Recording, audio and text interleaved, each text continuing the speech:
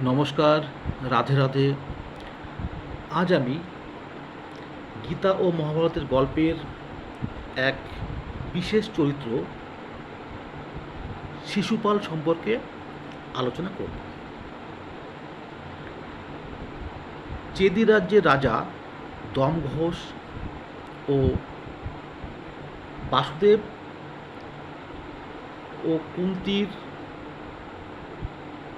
ভগিনী শ্রুতশ্রবার পুত্র হলেন এই শিশুপাল।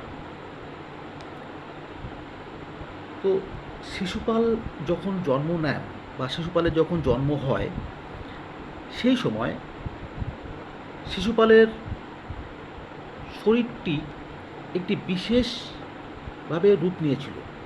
যেমন তার 3টি চোখ এবং 4টি হাত ছিল। এই মতো অবস্থায় শিশুপালের পিতামাতা অর্থাৎ দমঘোষ এবং শ্রুতশ্রবা তারা খুব চিন্তায় ছিলেন যে এই অস্বাভাবিক পুত্রকে কি করবে। তাই নিজেদের মধ্যে একটা বিশেষ চিন্তার থাকার ফলে আলোচনার মাধ্যমে ভাবতে থাকেন যে এই সন্তানটিকে তারা হত্যা করে ফেলবেন বা মেরে ফেলবেন, যে একে রাখবেন না। কিন্তু এইটা ভাবা মাত্রই দৈববাণী হয় যে এই পুত্রটির মৃত্যুর এখন কোনো তার সময় হয়নি, তাই একে মারলে অনেক অসুবিধা হতে পারে তাদের পরিবারে। এবং সেই সাথে এটাও আকাশবাণী হয় যে এই শিশুটির এক বিশেষ ব্যক্তির সংস্পর্শে আসলে তার এই অস্বাভাবিক যে অঙ্গ প্রত্যঙ্গগুলো সেগুলো বিলুপ্ত হয়ে যাবে এবং স্বাভাবিক রূপে পরিণত হবে। এবং যার সংস্পর্শে এই শিশুটিকে আসবেন বা সেই বিশেষ ব্যক্তির সংস্পর্শে আসার পরে তার যে রূপের পরিবর্তন হবে ভবিষ্যতে, সেই ব্যক্তির দ্বারাই কিন্তু শিশুপালের মৃত্যু হবে। তো এই আকাশবাণী হয়। তো একদিন এই ভগবান শ্রীকৃষ্ণ অর্থাৎ শিশুপালের মামার ছেলে অর্থাৎ মামাতো ভাই হলেন এই ভগবান শ্রীকৃষ্ণ। তো ভগবান শ্রীকৃষ্ণ একদিন সদ্যজাত শিশুপালকে দেখার উদ্দেশ্যে সেখানে যান।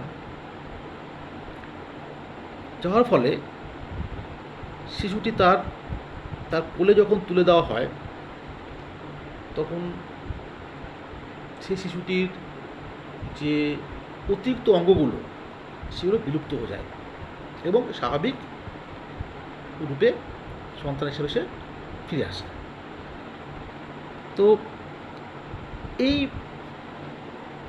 অবস্থায় তখন যারা সেখানে উপস্থিত ছিলেন প্রত্যেকে বুঝতে পারেন যে ভগবান শ্রীকৃষ্ণের হাতেই শিশুপালের মৃত্যু অনিবার্য। এই কথা ভেবে শ্রুতশ্রবা অর্থাৎ শিশুপালের মাতা তখন শ্রীকৃষ্ণকে বলেন যে তার এই পুত্রের অপরাধ 108টা পাপ যেন তাকে মাফ করা হয়, অর্থাৎ 108টা পাপ করার পরে যেন তাকে তার যে ব্যবস্থা সেটা করা হয়, অর্থাৎ তার শাস্তিস্বরূপ যে মৃত্যু সেটা করা হয়, তো তার আগে যেন না করা হয়।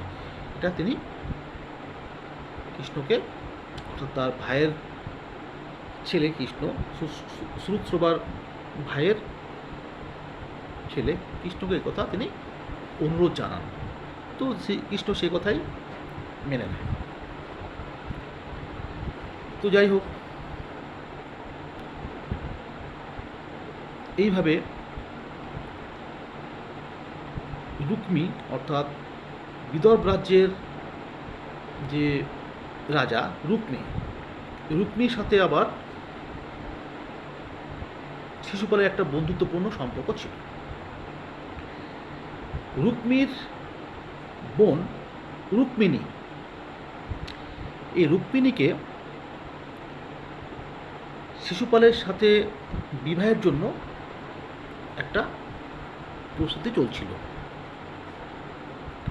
যে রুক্মী তার বোন রুক্মিণীকে শিশুপালের সাথে বিবাহ দেবে। কিন্তু সেই সময় এই কথা জানার পরে ভগবান শ্রীকৃষ্ণ রুক্মিণীকে সেখান থেকে তিনি অপহরণ করে তার সঙ্গে তিনি বিবাহ করেন, অর্থাৎ রুক্মিণীকে বিবাহ করেন ভগবান শ্রীকৃষ্ণ। এই যে একটা শ্রীকৃষ্ণের যে কাজ বা অন্যায় কাজ, সেটা জন্য কেউ তার উপর প্রচণ্ড ক্ষুব্ধ এই শিশুপাল, এটা একটা রাগের কারণ। তো যাই হোক, এদিকে যুধিষ্ঠিরের রহস্য যোগ্য হওয়ার জন্য তিনি ভীমকে পাঠান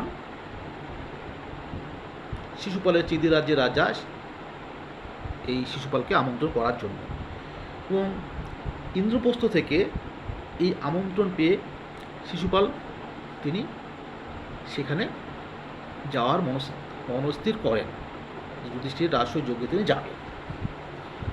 কিন্তু এদিকে পাণ্ডবপুত্র যারা আছেন তারা সবাই সেই রহস্য যজ্ঞের প্রধান অতিথি হিসাবে আমন্ত্রণ জানান ভগবান শ্রীকৃষ্ণকে।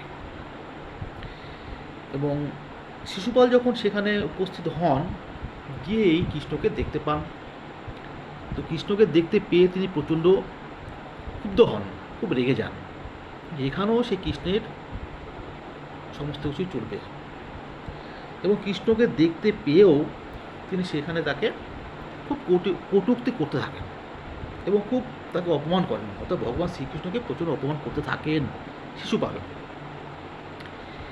এই কটূক্তিগুলো বা এই অন্যায়গুলো বা সেইগুলো 108টা পর্যন্ত যখন তিনি অর্থাৎ ভগবান শ্রীকৃষ্ণ সহ্য করেছেন, ঠিক 108টার পরে যখন তিনি এই কটূক্তি করা শুরু করেছেন, ভগবান শ্রীকৃষ্ণ তার সুদর্শন চক্র দ্বারা শিশুপালের মুণ্ডচ্ছেদ করে এবং তাকে নিহত করেন। এবং এই শিশুপালের মৃত্যুর সঙ্গে সঙ্গে সেই তার যে শরীরের আত্মা ভগবান শ্রীকৃষ্ণের আত্মার সঙ্গে বিলীন হয়ে যায়। তো এই হচ্ছে শিশুপালের কাহিনী। নমস্কার, সকলে ভালো থাকবেন। রাধে রাধে। এই আলোচনার মাধ্যমে যদি কোনো ভুল ত্রুটি হয়ে থাকে আমাকে ক্ষমা করবেন, কারণ সম্পূর্ণটা আমি নিজের মতন করে সাজিয়ে পড়েছি। ভালো থাকবেন। রাধে।